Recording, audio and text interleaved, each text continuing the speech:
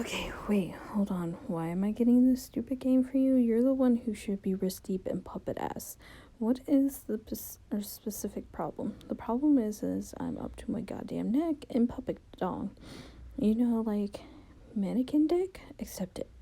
You know you like the mannequin dick. Accept it. I am enrobed in chafing, wriggling God fucking damn puppet pelvis. So obscenely long, coarse Kermit cock and is being dragged across my anguished face. Let's put this into perspective. You put up with the puppet prostate because you love it. Also, coarse is a word. You don't seem to harbor any sympathy for the fact that I've burrowed fuck deep into lively, fluffy Muppet butt talk. I'm rolling in this terrible cyclone at the epicenter of my own personal holocaust of twitching foam noses. It's like a fucking apocalypse of perky proboscis here. Like the probe-ocalypse, I guess. Are you going to start rapping about this? What? No, listen. Prolong a flesh bereft of home, found solace twixt a cleft of foam. Oh no, Jesus. Course apocalypse, your thoughts eclipse, a painted pair of parted lips. That dare throw kiss to stir the air, the tease tuffets of orange hair, and throw faces flush in lovers' fits. Hands snug and plush as gloves befit. Okay, Dickinson, if you can shut your perfumey trap for half a second. This is serious. I am just saying, if I see one more soft bulbous bottom being like kind of jutting out and impudent or whatever, I'm gonna fly off the handle. I'm going to do some sort of acrobatic fucking pirouette off the handle and win a medal or some shit. Then let's hope there will be a squishy durée somewhere below the handle to break your fall.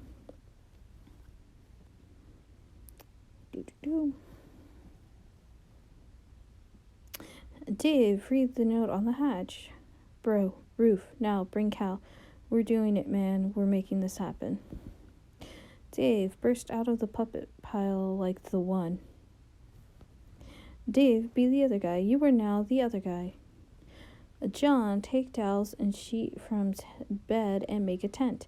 This is so much fun. A huge waste of time, yes, but so much fun. John, carve a totem of the punch pogo card. You put the punch card containing the pogo round in the slot and carve a totem from one of the Crocsite dowels. John, repeat process with other cards and dowels. Cows, yes. You use the card containing the code for the hammer as well as the one with the random code you punched over the shaving cream card for the hell of it. You carve the respective totems for the cards. John, do same thing with captcha log cards. You make a totem for a captcha log card. Pretty bare bones looking totem if you ask you. Rose, collect totems. You stow the totems in your athium. Rose, produce captcha log cards. The alchemitor requires 1 unit of any type of grist to produce 1 card. You decide to use shale since it seems less generally useful than build grist as of now. You make a bunch of them. Whoa, did you just make these? Yes, sweet, thanks. What did you do with all the blue wobbly vase looking things? I brought the totems out to the alchemitor to test them.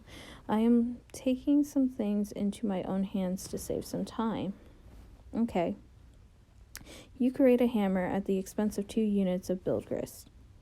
You make a pogo ride too, -5 build 1 shale. You use the totem carved with the random code. You create a rocket back with some random crap stuck inside it. It looks like a cinder block, a violin, and a flower pot. The atoms have rendered the device completely inoperable. You figure you might as well put this piece of junk to use. John, collect cards. Use a little strategy first to grab Harry Anderson's Wise Guy by Mike Cavaney. Then the cards. Then your ejected PDA. Then the book again to flush the cards into your deck. Nice going. John, turn on detect collisions. You flip your fetch modi, but find no such options. This is idiotic. John, be the wise guy. John, read book, be the wise guy. Wise guy. Okay, so an introduction. Who's this wise guy? Blood loss is big easy.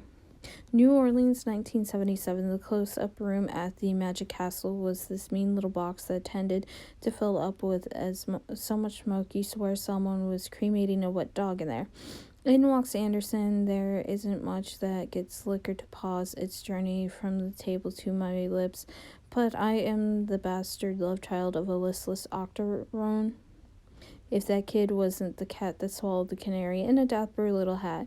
It looked like he was testing the tensile strength of his suspenders to the damn near limit with a pair of cocky thumbs. I wasn't impressed, but I was a fool. Somehow, in my motion for another beverage, he already slipped into polite conversation at a table held down by some notoriously brusque regulars. He had them in no time flat. They were melting butter in his glass ramekins. Whatever tidy yarn he had spun to win them over, I didn't catch a word of it. One of them laughed. I was angry, envious, maybe a little. Yeah, you bet I was. Anderson was one of those little wooden finger choppers that Mickey Hades used to sail, the kind where the blade would be removed and clearly shown. It was a very convincing little guillotine that did not look like a novelty store toy. Harry could get a guy to examine the chopper and then cut a cigarette in half. Then he held the guy's hand up and told the silly story. The story, of course, was artifice, a distraction for the guy and the audience while he worked his stuff with the chopper, or it would become that once his famous chopper trick was perfected, vaulting him into fame, fortune, and the crowning position in the television judiciary. With that became his signature aplomb. Anderson was in moments of a front of a breast pocket, got profuse apology and redoubling determination. It's really amazing how hard it is to find a bloody sausage-sized piece of guy on the floor of a room that dark and smoky impossible. I think we all proved just as impossible as blind Willie Buttermilk Stubbs was going to find it to work his trumpet tomorrow night without his twiddling fingers. Harry and I never speak anymore. He never really understood what Cavney's relation to Anderson was or why he wrote this book about him. His ambivalent attitude towards your favorite magician in these anecdotes always struck you as a little weird, and to be honest, you tend not to read much of the text in the book. You mostly like to look at the diagrams for all the cool tricks. Boop. Waiting. Okay. I believe part 4 has this.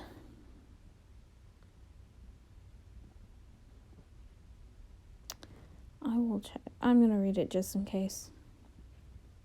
A hole in the ace, aka the a-hole trick. Here is a perfect example of how Harry could ruin several decks of cards, waste everyone's valuable time, and have you love him for it. He was good at that.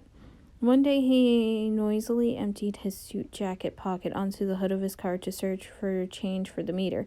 A clunky metal thing slid from the pile and bounced on the sidewalk.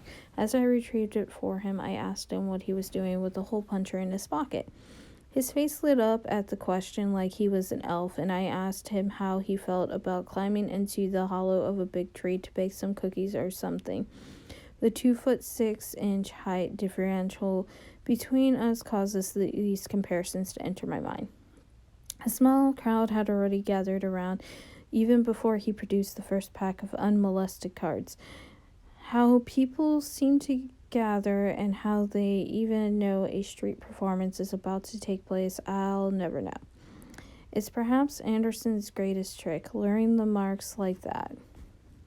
I wanted to ask if he was sure about this. Performing in broad daylight, he was used to working in dark rooms. It was usually the first thing out of his mouth when he would queer a trick. I'm really more accustomed to working in a darker room than this. But Harry was excited and had already butchered the first deck of cards with the hole puncher and issued the first round of apologies to the crowd. These are like the premier apologies, the sort that got the folks loosened up a bit before the 7-course meal of integration that would inevitably follow. Ingregation that would inevitably follow. He asked me for a fresh deck of cards, and I gave him one. The principle behind the trick, in theory, as he explained it to me later, was to punch holes in what appeared to be one card. That was, in fact, 2 or more together, hence the difficulty he often had in squeezing the puncher with his little elfish hands. Then, using some coy maneuvers with his thumb temporarily concealing the hole while he slid the card beneath it with his palm, the hole would seem to disappear or move to another part of the card. Oh yeah, that's right. The hole in the ace trick. Interesting enough, pertaining to punching holes in cards and making them disappear and stuff. Your hands were never really strong enough to make this one work all that well either. But actually, this gives you an idea.